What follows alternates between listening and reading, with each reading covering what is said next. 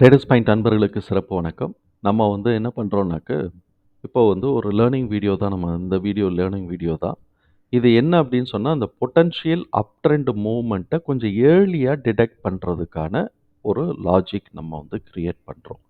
என்னோட நண்பர் 2, 3 நாளைக்கு முன்னாடி எனக்கு மெயில் பண்ணியிருந்தாரு. "சங்கர், இந்த மாரி ஏதாவது ஸ்டாக்க லிஸ்ட் அவுட் பண்றதுக்கோ, இல்லாட்டி ஸ்டாக் சொல்றதுக்கோ நீங்க கொஞ்சம் கைட் பண்ணா நல்லாயிருக்கும்" அப்படின்னு சொன்னாரு. அவருக்கு சொல்றதுக்காக நான் இந்த வீடியோ நம்ம எல்லாருக்குமே பயனுள்ளதா இருக்கட்டுமே அப்படிங்கிறதுக்காக இந்த வீடியோ போடுறோம். முதல்ல இந்த அப் ட்ரெண்டுக்கு மூவ் ஆகுது அப்படிங்கிறத பத்தின ஒரு புரிதல் நமக்கு வேணும். என்ன நமக்குனாக்க, லாஜிக் என்னன்னா, ப்ரீவியஸ் லோவ காட்டிலும் லேட்டஸ்ட் லோ கிரேட்டர் தென்னா இருக்கணும். அதாவது ப்ரீவியஸ் லோ ரூ. 100 இருக்கு அப்படின்னு சொன்னா, லேட்டஸ்ட் லோ 101 இருக்கு அப்படின்னு சொன்னாலே, இந்த ஸ்டாக் மேல மூவ் ஆயிருக்கு. லோவ உடைச்சு மேல மூவ் ஆயிருக்கு அப்படின்னு அர்த்தமாகுது. இப்ப மேல மூவ் ஆயிருக்கு அப்படின்னு சொன்னாக்க, இதோடைய டார்கெட் எதுவா இருக்க முடியும்? இல்லாட்டி இதோடைய லிமிட் லெவல் எதுவா இருக்க முடியும் அப்படின்னு சொன்னா, நம்ம இந்த கேண்டிலுக்கான அ ப முதல்ல 50% ஹை லோவ நம்ம போட்டு 50% நம்ம எடுத்துக்கிறோம். அப்ப இது மேக்ஸிமம் ஃபர்ஸ்ட்டு நமக்கு கிடைக்கக்கூடியது இந்த 50% லெவல்ல மூவ் ஆகலாம்.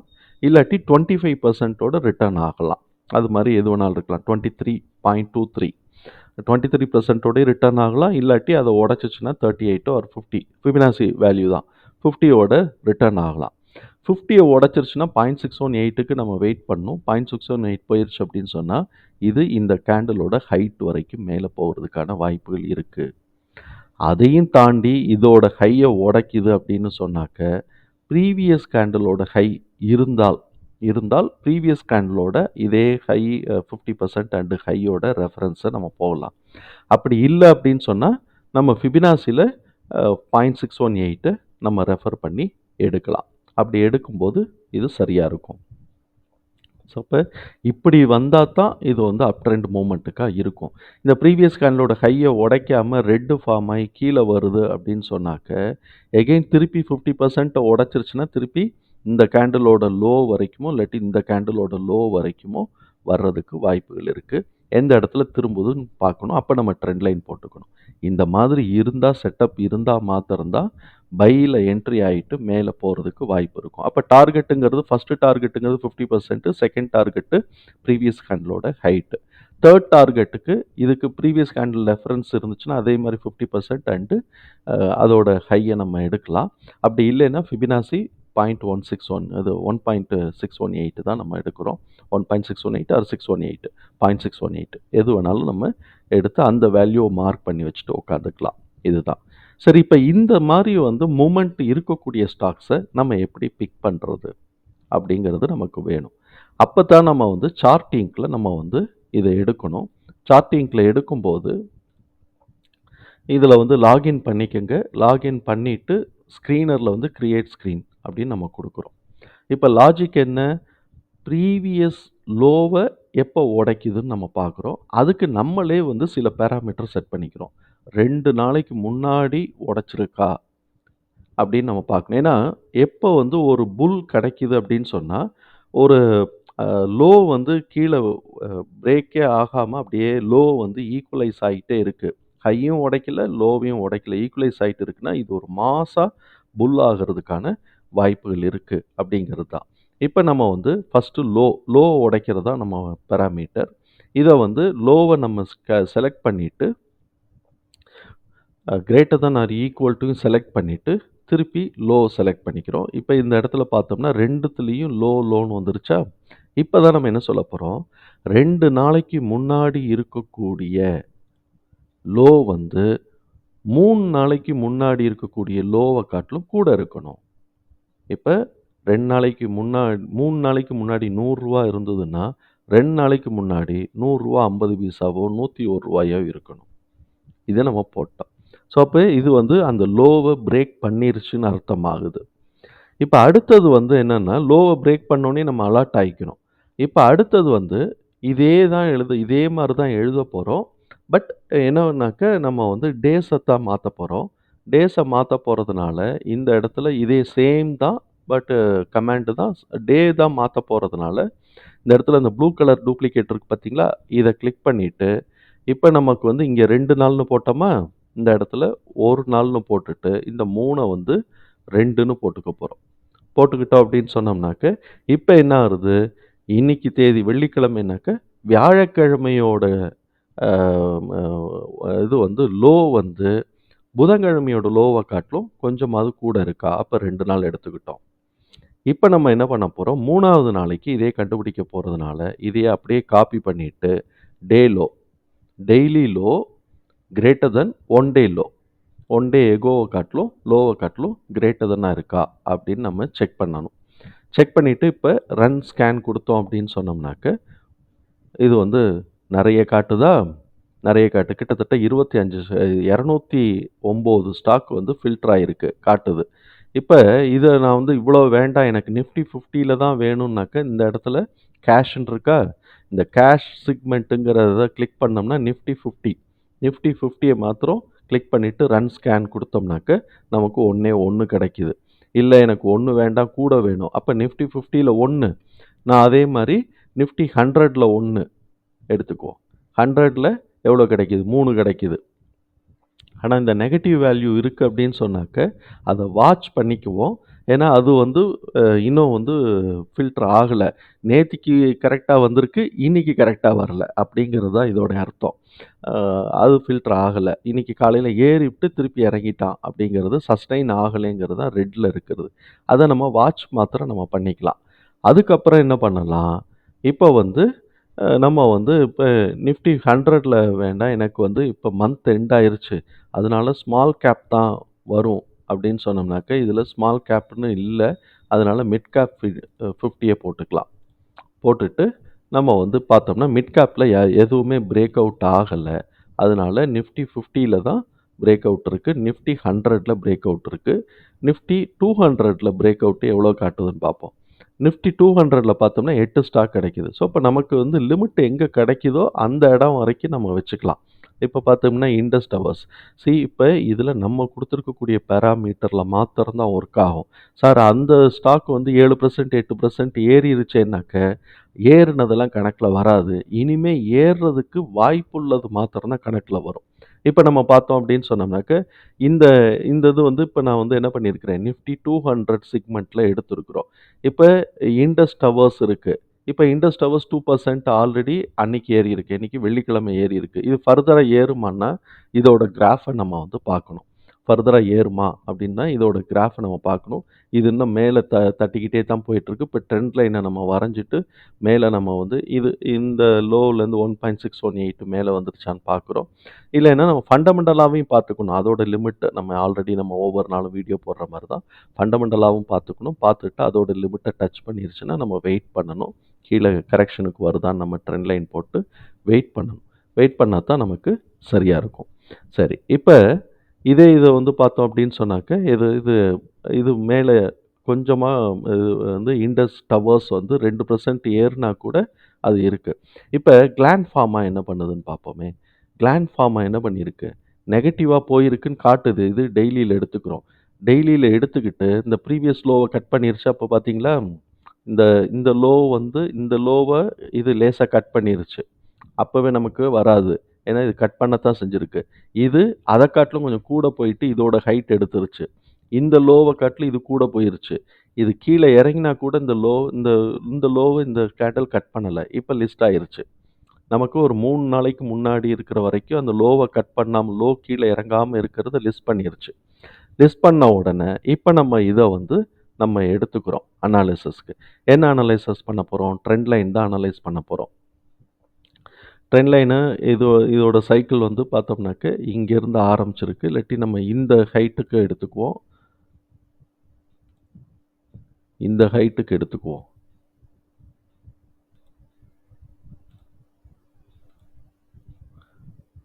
இந்த ஹைட்டுக்கு எடுத்து, இந்த ஹைட் வரைக்கும் வரைவோம். இதில என்னமோ காட்டுது. அ காட்டட்டும். இது பாருங்க.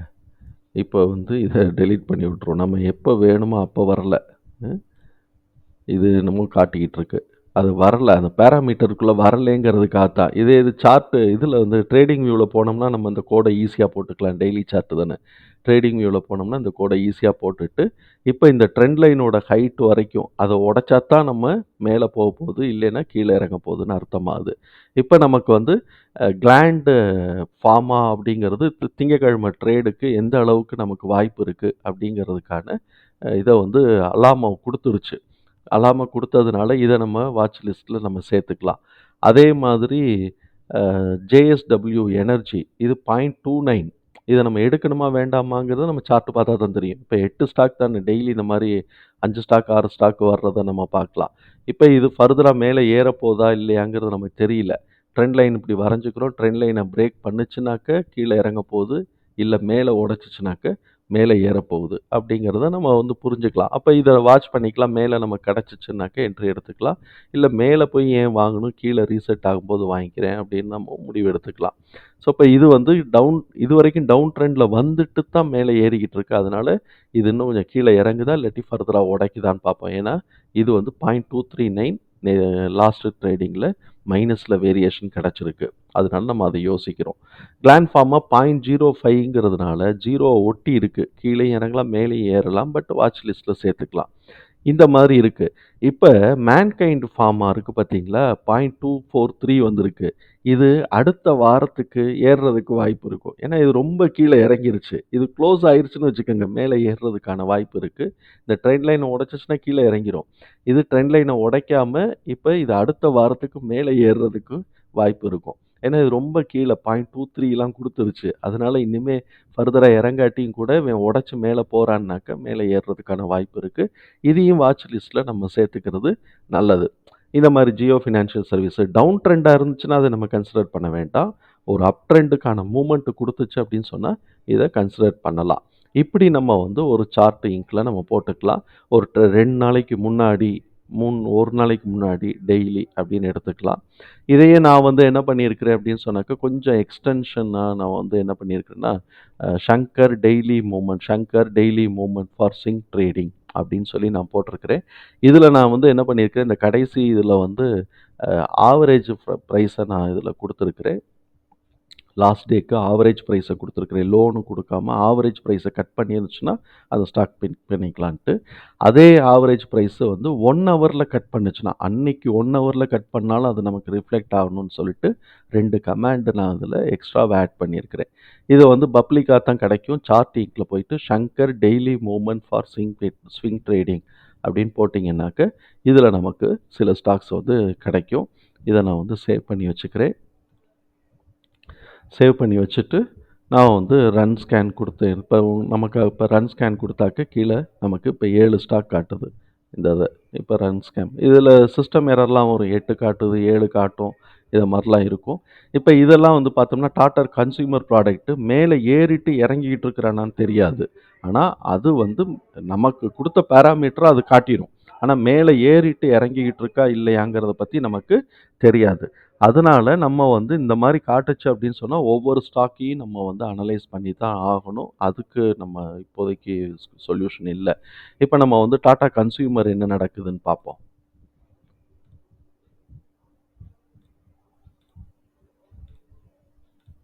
இப்ப கிளாண்ட் ஃபார்மா நமக்கு ஒரு டூல். இதில கிளாண்ட் ஃபார்மா ஏன் கிடைக்கலன்னா, அந்த 1 ஹவர்ல நமக்கு பிரேக் அவுட் குடுத்திருந்தா தான் கிடைச்சிருக்கும். இப்ப கன்சியூமர் இது வந்து என்ன நடந்திருக்கு அப்படின்னு சொன்னாக்க, இப்போ வந்து ப்ரீவியஸ் லோவ கட் பண்ணியிருக்கிறான். அப்படி கட் பண்ண உடனே நமக்கு வந்து கிடைச்சிருச்சு. இப்ப கட் பண்ண உடனே ஹவர்லி கட் பண்ண உடனே நமக்கு கிடைச்சிருச்சு. இப்ப அவன் அடுத்து கிரீன் கேண்டில் ஃபார்ம் ஆனான்னாக்க, இந்த கேண்டிலோட ஹைட் வரைக்கும் டார்கெட் வச்சுக்கலாம். இப்ப இவன் கிரீன் கேண்டில் ஃபார்ம் ஆகுறான்னு வச்சுக்கோங்களேன், 139ல அப்ப நம்ம ஃபர்ஸ்ட் டார்கெட் வந்து இந்த கேண்டிலோட ஹைட் 148. அப்போ ஒரு ரூ. 9 ஏறுறதுக்கு வாய்ப்பு இருக்கு.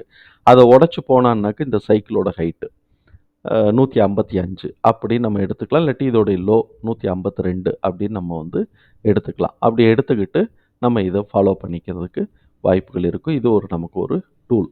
இதெல்லாம் வந்து நான் டெலீட் பண்ணி இப்ப இதெல்லாம் நமக்கு ஒரு டூல். கீழ டவுன் ட்ரெண்ட் லைனையும் வரைஞ்சிட்டு, மேல வந்து ரெசிஸ்டன்ஸ் ட்ரெண்ட் லைனையும் வரைஞ்சுக்கிட்டோம் அப்படின்னு சொன்னோம்னாக்கா, அத தாண்டி போச்சு அப்படின்னு சொன்னா, அதுக்கு அடுத்த இதுக்கு உண்டானது போறதுக்கு வாய்ப்புகள் இருக்குன்னு அர்த்தம். இது டாடா கன்சியூமர்ஸ். ஸோ இப்போ இவன் இறங்கிட்டு இருக்கிறாங்கிறது தெரியுது.